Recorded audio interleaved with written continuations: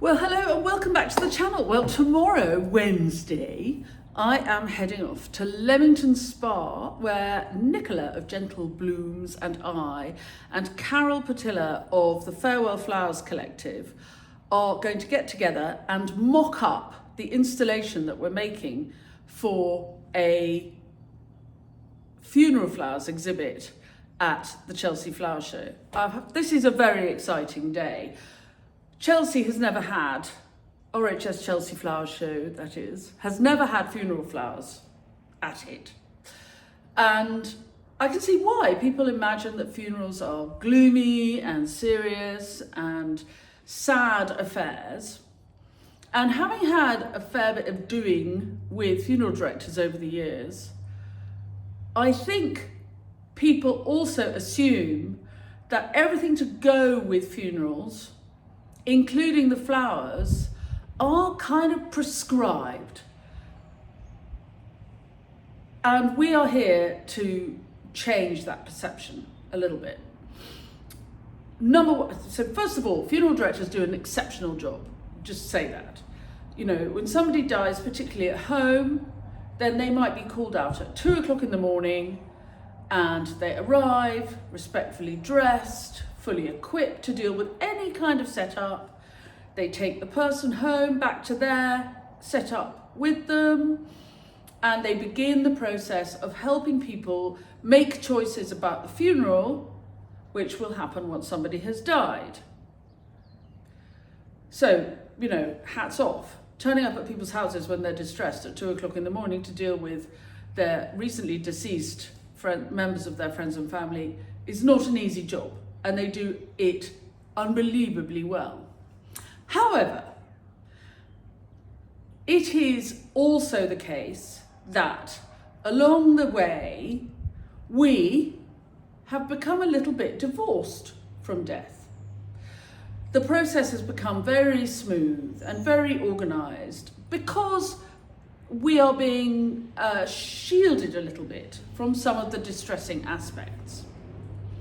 And as a result, we tend to we are offered by exceptionally good funeral directors very easy options, because the funeral directors are faced with people who are distressed and they think, well, let's give them a series of very easy choices and then we can all get on with our jobs.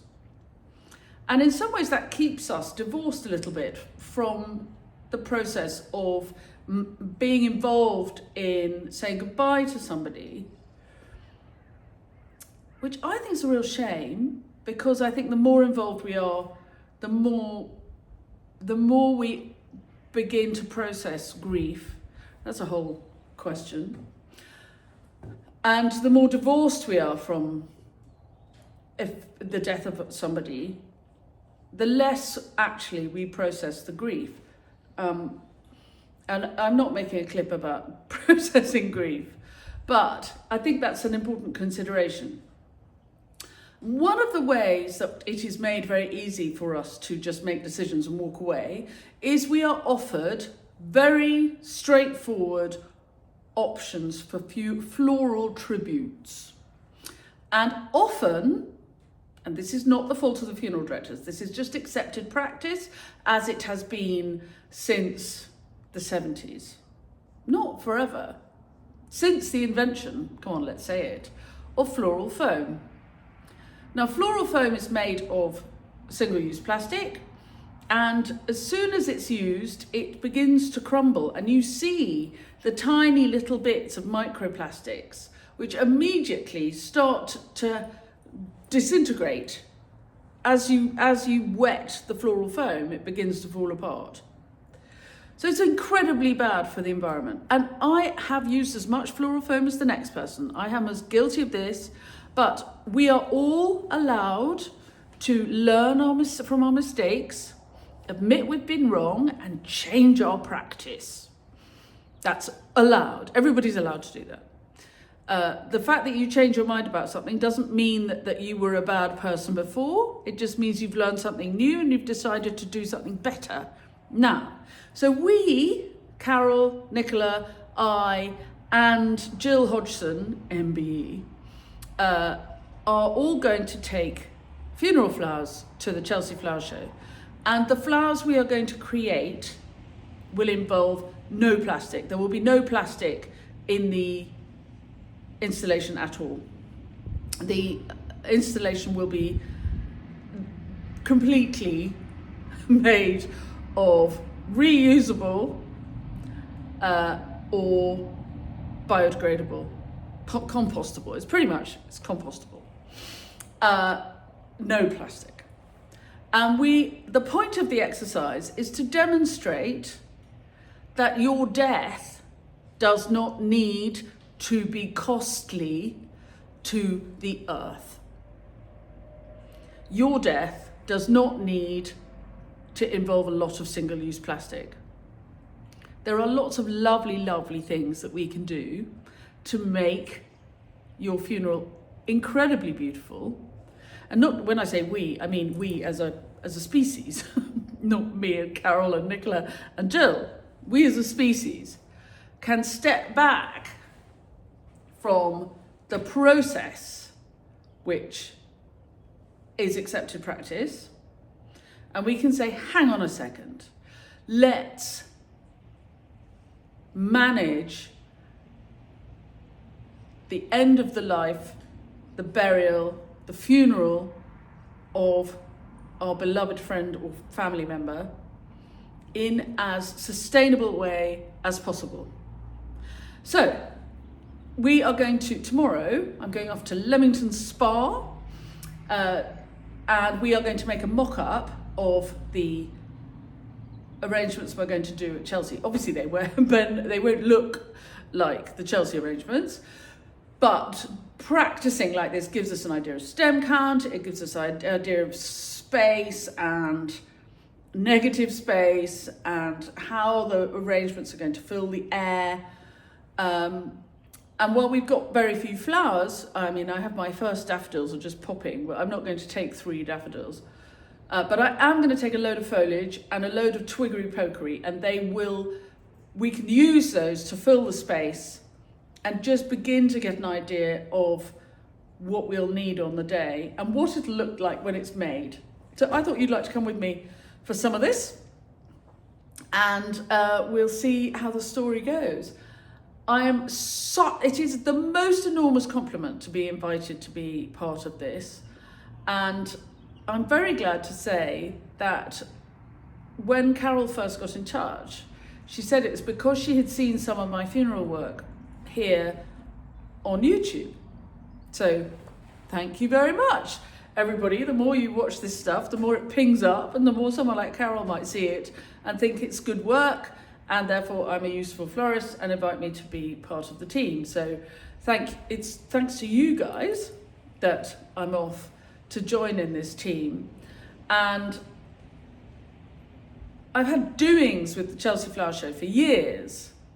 I've been a floristry judge. The door's going to slam. I've been a floristry judge. I've been engaged. I've been involved in other people's gardens, making arrangements which get used in other people's show gardens and so on.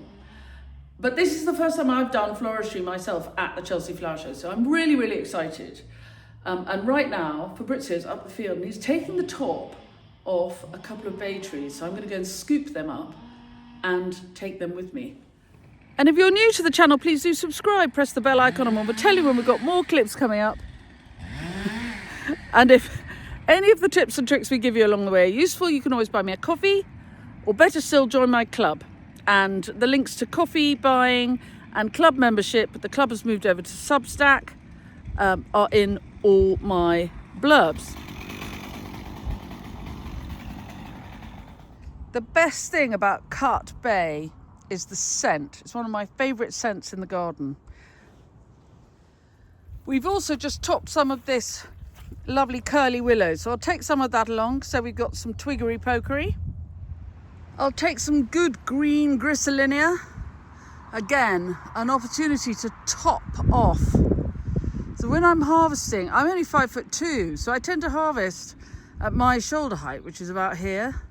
So I brought the big loppers, and I'm just going to take the tops off the griselinia so that it'll bush out and be good for harvest next winter.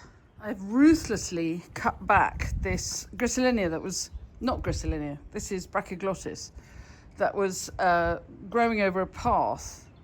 That's not strictly flower farmer. This is from my actual garden. But it'll be good for tomorrow.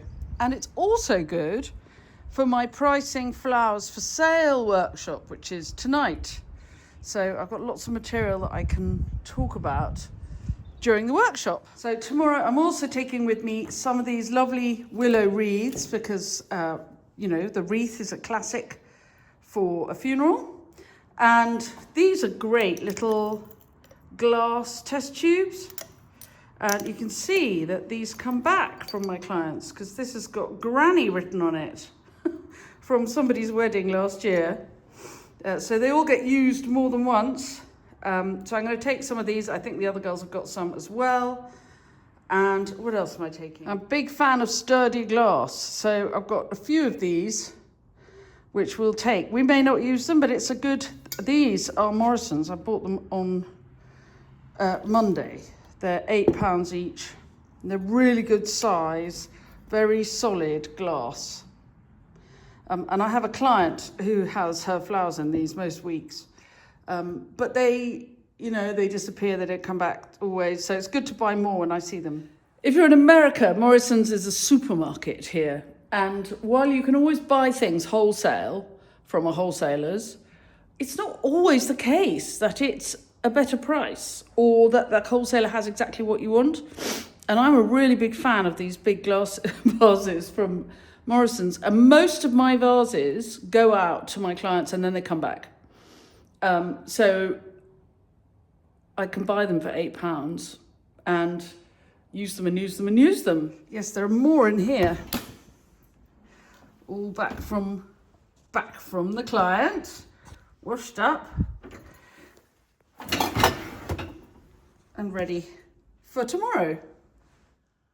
Right, the forecast is horrible rain again, more horrible rain. So actually I'm going to drive the car up here now so that I can pack it as soon as I've finished my workshop at 7 o'clock tonight, drive it back to the house, and then I'll be ready to leave early tomorrow morning. So here I am with lovely Carole and Nicola, who are the other two florists on my team, their team, our team, doing funeral flowers at Chelsea. And first of all, Carole, can you tell us a little bit about the directory? Yeah, I set it up along with Gill Hodgson from Fieldhouse Flowers last year. We'd both stepped back from our roles with Flowers from the Farm, and Gill approached me and said, we need to do something for funeral flowers now. We've sorted British flowers out, now we need to tackle funeral flowers. But I wasn't sure at first, because I thought, well, the Flowers from the Farm site helps people find locally grown funeral flowers now. But then I realised funeral flowers need somebody to advocate for them, because Flowers from the Farm is doing so many things, there's no room for that in their world. So once I'd got that clear in my head, then it was all systems go. We had the initial discussion in January, launched to florists in March, and then to the public in May. And now we already have over 190 florists have joined us. So it's really wonderful to have so many people wanting to produce plastic-free funeral flowers, because that's our main mission, is to get the plastic out of funeral flowers, because they're all made on, or mostly made on, floral foam, and it seems to be one of the last bastions of that as a massive sector of floristry. Yeah. Because all the shapes and pictures and tributes like that, they're all made on this green crumbly stuff that just disintegrates into microplastics, and we want to get rid of it. Whereas if you're just a brilliant florist like Nicola here, see the segue there. So Nicola, who's on the, when I say Nicola's also on the team, Nicola is a gold medal winning Chelsea Flower Show florist, and you won your gold medal last year. Can you tell us a little bit, what do we need to know if we enter Chelsea? What's a couple of top tips? Okay, so the number one top tip is to practice what you're going to do before you go. Because you just want to turn up and try and build it and it will fall apart. So that's what we've been doing today, isn't it? We've been practicing. So you've got to practice. You've got to make sure that things are going to go smoothly on the day. You've got to have a really good plan. You've got to know what day you're going to turn up, how you're going to get everything to site, where your foliage is coming from, what you're going to do when. You need to schedule. So you need to be really, really well planned. You need to know the Chelsea secrets, so you need to know where the secret toilets are. you need to have a friend in the champagne tent. You need all of those things. You need to know which parking to book and when. And I'm not saying because I don't want to let anyone else know because I want that parking. So you need to be well prepared. And then how do you? So we're bringing all our material in on the Friday and then the Saturday and then the Sunday because it's quite a big installation that we're doing. Mm-hmm. So when you did it, how did that work? Oh, so last year we weren't allowed to build it on site. We had to build it off site, which was very exciting. Well, it was terrible actually, but we had to build this big thing off site. And then me and my friend had to try and carry it because it was full of water as well and full of flowers, and we had to try and carry it and put it in a van, nearly dropped it on the floor and broke it. Then we had to weigh it down with sandbags, and then we had to go in because you have to join a queue. You have to book a slot and join a queue to get onto the actual Chelsea slide. So we did that. And then we got in, and then I had to reverse into the pavilion, but somebody had just parked their van, so I couldn't. So I had to get them to move it, and there was a queue behind me, and everyone was beeping. So stressful. And then we reversed in, and I did the best reverse ever. I didn't even need to adjust it. I just was straight in. I was so proud of myself. And then we had to get this massive thing out again, and I was a bit worried we were going to drop it because we nearly dropped it and we got it in, and we managed to find this really muscular man called Gary, and he just came and did it for us, so that worked really well. So you could rent a Gary for hours. I know the stand where Gary was, and they'll be there this year, so if we need a Gary, I know where to find him. We can grab a Gary. We've got big muscles, we can. We all have to wear high-vis jackets all the time, don't we? Yeah, and you need steel toe cap boots. I haven't got any steel toe cap Mine will be filled with flowers. They're the ones that I'm going to use for the boots. Oh my goodness. And then you won the gold medal. Can we see your medal? Look at that. Who needs an Oscar when you can have an RHS gold medal? That's amazing. And can you show us a picture on your phone quickly of your beautiful prize-winning piece? It was stunning. I don't know how quick I can be, but actually, hang on. Instagram, there we go. It's pinned at the top. There we go. Look at that. I remember posting that on my Instagram last year and saying that would be the one that I would choose. I wasn't judging. That's Judge Georgie saying that as well. I was judging Chelsea and Bloom, but anyway, that's fantastic. And so, what have we done this morning? We've made lots of lists, haven't we? Yes. So we've made a list of foliage, a list of flowers, a list of what we need, where we need to be, tasks when we need to be, things we need to do, things we need to think about, what we need to order. What we need to tell Gill to organise. Mm-hmm. Yeah, I think the timings are pretty key, aren't they? Because there is a limited amount of, I mean, you feel like, we've got 3 days. It goes so quickly. Yeah. And what you don't want to be is Sunday evening not feeling 100% happy, and the judges start to walk round, and you don't want to be doing too much. You see the bowler hats coming towards you. You need to be calm by the I think we already feel better just for having seen it come together in front of our eyes. I think it's answered questions that we had in our heads. Yes. Just a mock-up, just to get the shape and the movement and all the rest of it clear. It's really reassuring, actually. I have found this morning very now. reassuring. Mm-hmm. Brilliant. Well, thank you very much, ladies. That's really kind. And that's episode 1 of our... We're going to have lots of episodes about this. So your days as YouTube stars are just beginning. Don't know what kind of episodes, but every episodes. There you go. Thank you. So we have spent a little while mocking up. This is going to be our Chelsea installation. Obviously, it will be May, and so the contents will be very different, but it's really worth putting everything together just to see how the balance works and make sure that the machinery works, the mechanics work. I'm not going to show you the full thing until we're done, because otherwise I've too much big reveal. But anyway, this gives you an idea of how we've built a trial run. So I'm back from my lovely day planning the funeral installation we're going to put it at Chelsea Flower Show. I feel so complimented to be invited to be part of this team, to be working with Nicola, who's a gold medal winning Chelsea Flower Show florist, and Carole, whose idea of setting up the Farewell Flowers directory to give people a choice, to say, yes, have anything for funeral flowers, but a part of that can be asking for flowers which have been grown locally and arranged without plastics, without floral foam. What we're all trying to do is give people a choice. We're not hectoring anybody or saying that we disagree with somebody else's choices. We're just saying, look, you can have this. And I know, because I've done this so many times. I've made flowers, or I've helped people work on flowers for funerals for people they love. And I know that creating flowers with beautiful locally grown flowers used sort of informally, not even informally. I mean, we're going to make an incredible installation for Chelsea, but there's a sort of thoughtfulness that can go into making flowers like this. You know, I think back to a particular lady I was working with last summer, and she said, can you decorate the church?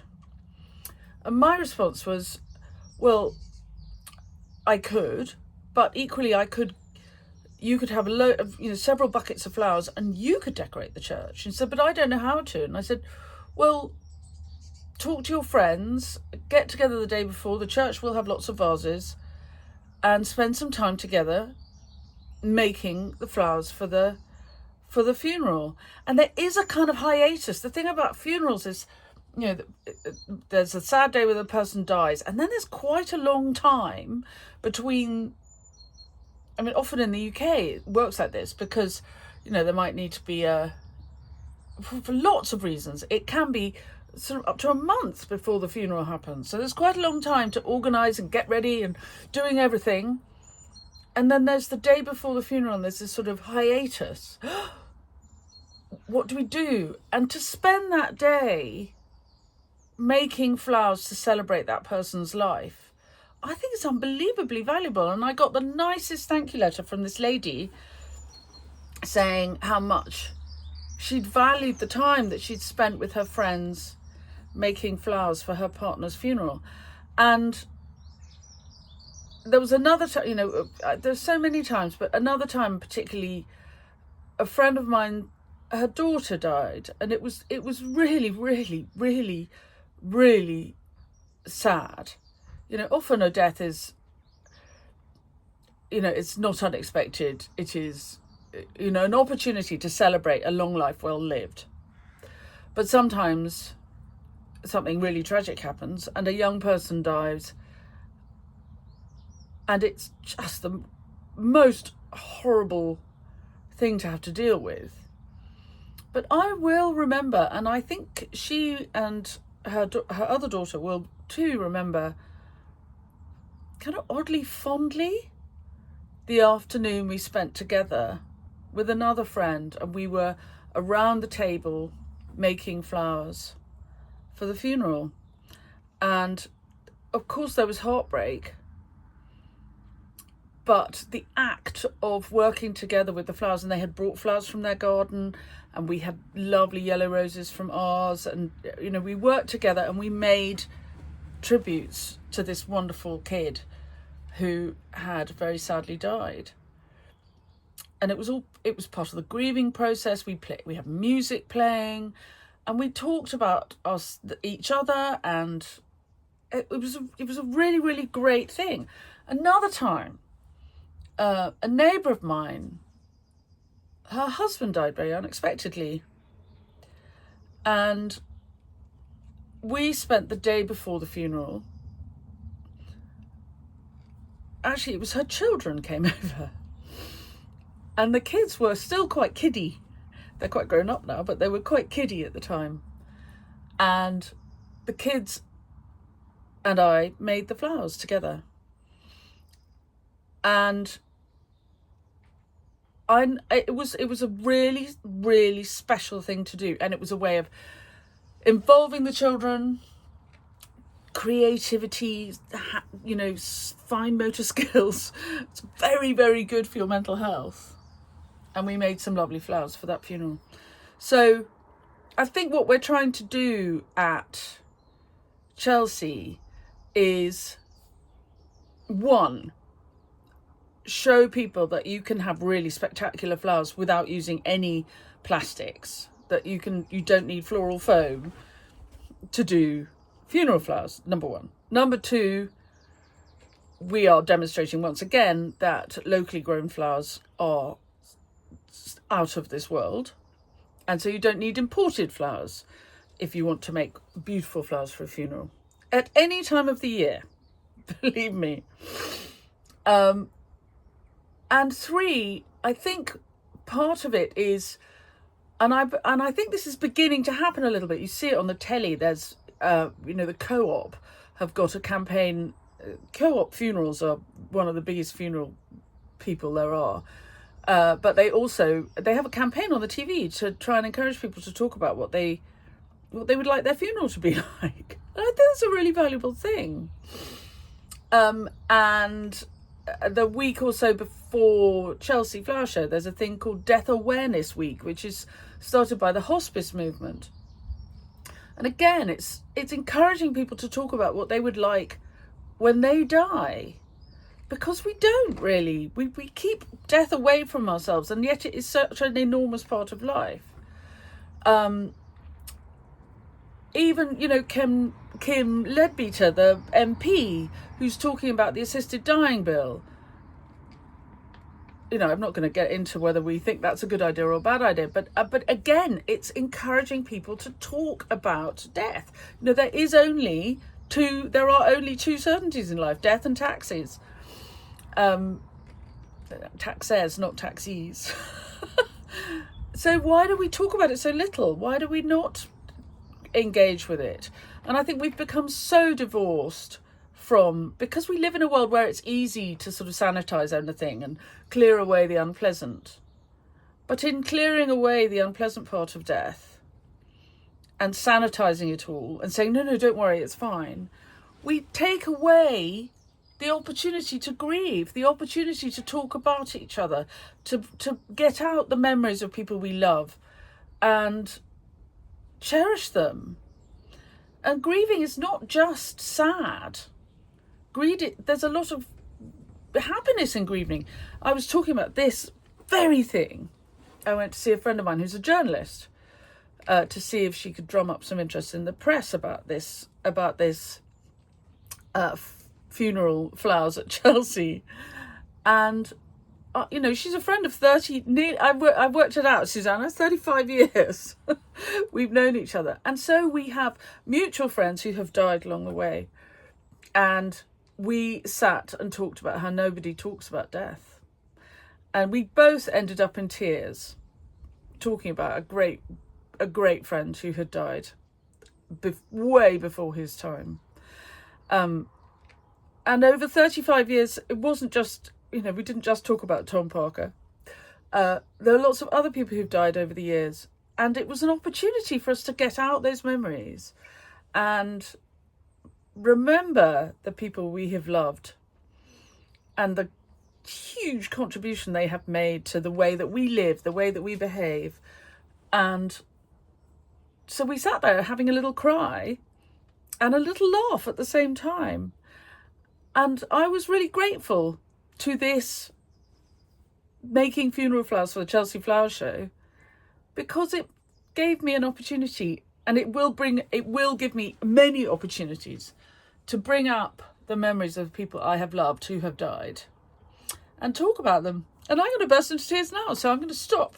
Anyway, I hope you've enjoyed the clip, and I hope, so there's a link, I'm going to put a link in the blurb if you want to support our trip to Chelsea.